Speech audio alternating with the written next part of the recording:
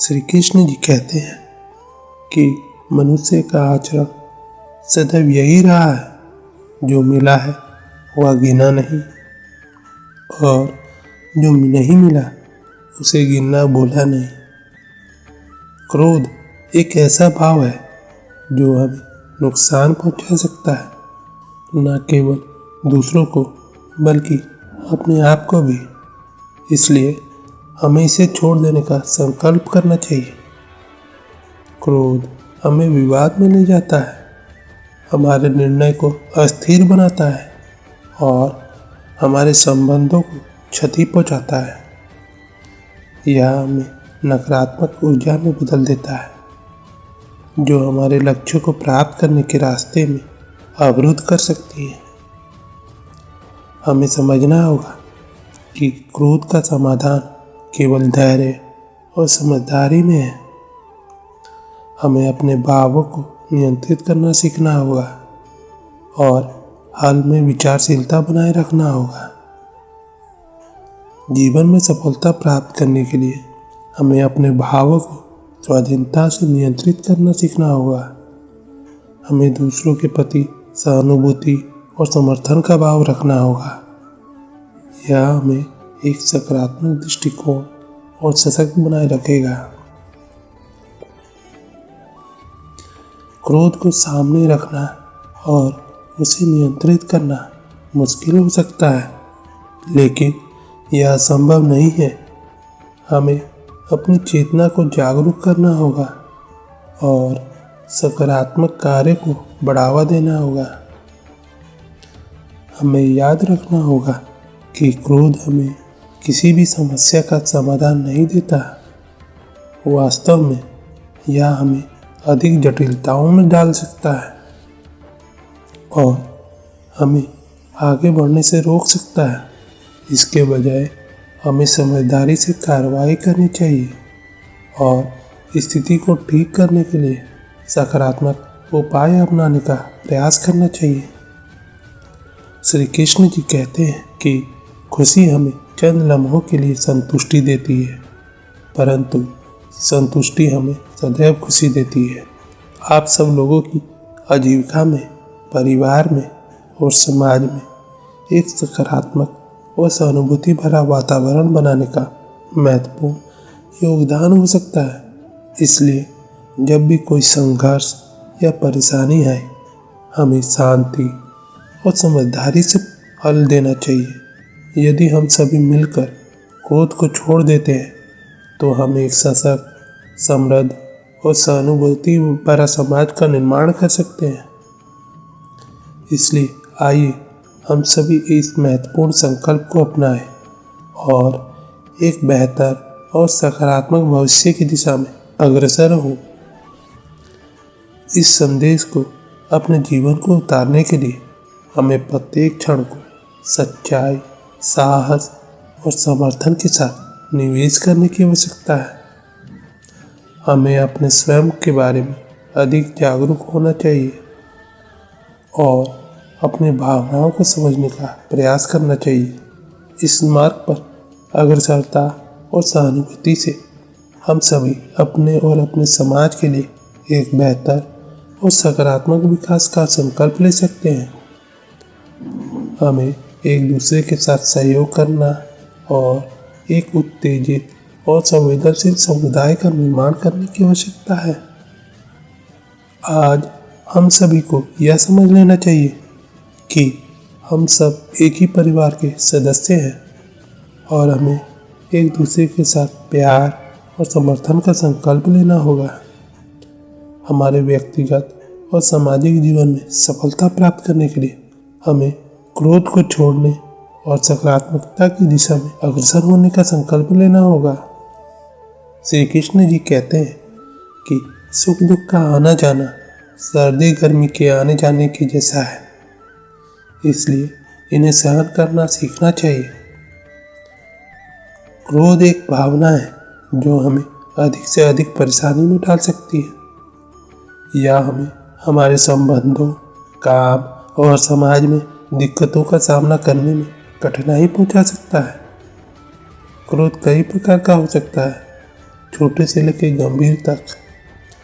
छोटे स्तर पर यह एक असहनीय भावना हो सकती है जो हमें सकारात्मक तरीके से कार्य करने से रोक सकती है, लेकिन जब यह गंभीर हो जाता है तो यह हमें पूरी तरह से प्रभावित कर सकता है और कई बार यह हमारे और हमारे पास के लोगों के बीच की दूरियां बढ़ा सकता है। क्रोध को छोड़ने का सही तरीका यह है कि हम इसे समझें और नियंत्रित करें।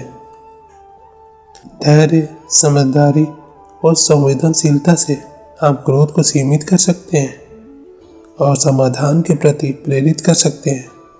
हमें इसे अपने जीवन का हिस्सा बनाने के लिए योग्य उपायों का उपयोग करना होगा, जैसे कि मेगातन, योग और ध्यान। इसके अलावा हमें अपने संबंधों में संवेदनशीलता और सहानुभूति के भाव को बढ़ाने की आवश्यकता है। जब हम दूसरों के दुख और संघर्ष को समझते हैं और उनका साथ देते हैं तो हम क्रोध को कम करने में सहायक होते हैं और सकारात्मक संबंधों की स्थापना करते हैं। आखिरकार क्रोध करना छोड़ दोगे यह वाक्य नहीं सिर्फ एक स्लोगन है, बल्कि यह एक जीवन शैली है जिसे अपनाकर हम अपने जीवन को सकारात्मकता, समृद्धि और संवेदनशीलता की दिशा में मोड़ सकते हैं। यह हमें एक समृद्ध और खुशहाल जीवन की दिशा में आगे बढ़ने में मदद करेगा।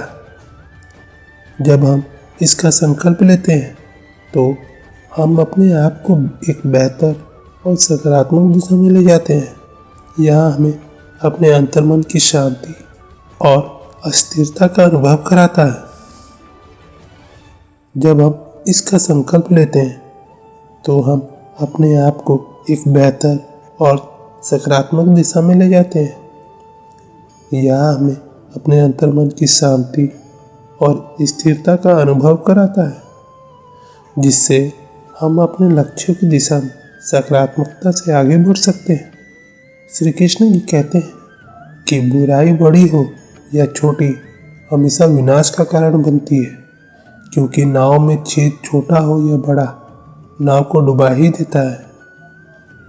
क्रोध को छोड़ने का मतलब यह नहीं है कि हमें अपने भावों को दबाना चाहिए, बल्कि यह मतलब है कि हमें उन्हें समझाना और सही तरीके से प्रबंधित करना चाहिए। हमें अपने क्रोध को एक शिक्षा के रूप में देखना चाहिए जो हमें समय के साथ सीखने और परिवर्तन करने की क्षमता प्रदान करता है। अतः आप सभी से निवेदन है कि आप इस संदेश को अपनाएं और अपने जीवन में सकारात्मक परिवर्तन लाएं। इससे न केवल आप समाज में अधिक खुशहाल और समृद्ध बनेंगे, बल्कि आप अपने आसपास के लोगों के जीवन में भी एक प्रकार का सकारात्मक प्रभाव डालेंगे। यदि हम इस संदेश का पालन करते हैं तो हम अपने जीवन में बदलाव लाएंगे। यह हमें एक उत्तेजित और संवेदनशील व्यक्तित्व का निर्माण करेगा जो हमें अपने लक्ष्यों की दिशा में सफलता की ओर ले जाएगा। क्रोध को नियंत्रित करने के लिए हमें अपने भावों को समझने की आवश्यकता है। हमें यह समझना होगा कि क्रोध के पीछे कारण क्या है और कैसे हम इसे सही तरीके से समझकर उसका सामना कर सकते हैं। इसके अलावा हमें धैर्य और समझदारी से कार्य करना सीखना होगा। जब हम अपने भावों को संभालते हैं और स्थितियों को सही ढंग से समझते हैं तो हम अपने क्रोध को प्रभावी ढंग से संभाल सकते हैं। क्रोध करना छोड़ दोगे न केवल हमारे व्यक्तिगत विकास के लिए महत्वपूर्ण है, बल्कि यह हमारे समाज के लिए भी महत्वपूर्ण है। जब हम सभी मिलकर क्रोध को छोड़ते हैं तो हम अपने समुदाय में एक संवेदनशील और समर्थ संगठन की तरह काम कर सकते हैं। धैर्य, समझदारी और सहानुभूति के साथ हम सभी इस संदेश को अपना सकते हैं और अपने आसपास के लोगों के जीवन में सकारात्मक परिवर्तन ला सकते हैं। यह संदेश अत्यंत महत्वपूर्ण है और हमें इसे अपने जीवन में उतारने की आवश्यकता है।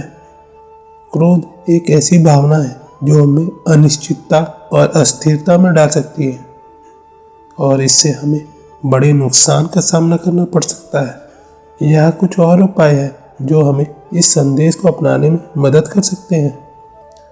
पहला, हमें अपने आप को दूसरों को समझने की क्षमता विकसित करनी चाहिए। यह हमें अपने भावों को समझने और उस पर नियंत्रण पाने में मदद करेगा।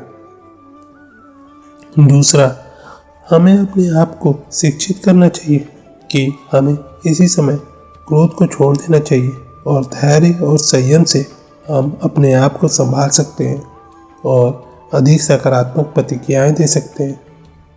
तीसरा, हमें यह याद रखना चाहिए कि क्रोध संबंधों को भी प्रभावित कर सकता है। हमें अपने आसपास के लोगों के साथ सहयोग, समर्थन और सम्मान भाव को बनाए रखना चाहिए। चौथा, क्रोध के स्थान पर हमें सकारात्मक प्रतिक्रियाओं का चयन करना चाहिए। इससे हम अपने आप को संबोधित कर सकते हैं और समस्याओं का समाधान खोज सकते हैं। पांचवा, हमें अपने सामाजिक संबंधों में सामंजस्य और सहयोग को बढ़ाने की कोशिश करनी चाहिए। इससे हम क्रोध के समाधान में सहायक हो सकते हैं और सकारात्मकता का एक माहौल बना सकते हैं। तो दोस्तों, इन उपायों को अपनाकर हम सभी क्रोध करना छोड़ दोगे के संदेश को अपना सकते हैं और अपने जीवन को सकारात्मकता, स्थिरता और संतुलन के साथ भर सकते हैं। तो दोस्तों, आज की वीडियो बस यहीं तक की थी। अपना ख्याल रखिएगा और हाँ, वीडियो पसंद आती है लाइक, शेयर, सब्सक्राइब, कमेंट करना ना भूलें। मिलते हैं आपसे अगले वीडियो में। धन्यवाद। जय श्री कृष्ण।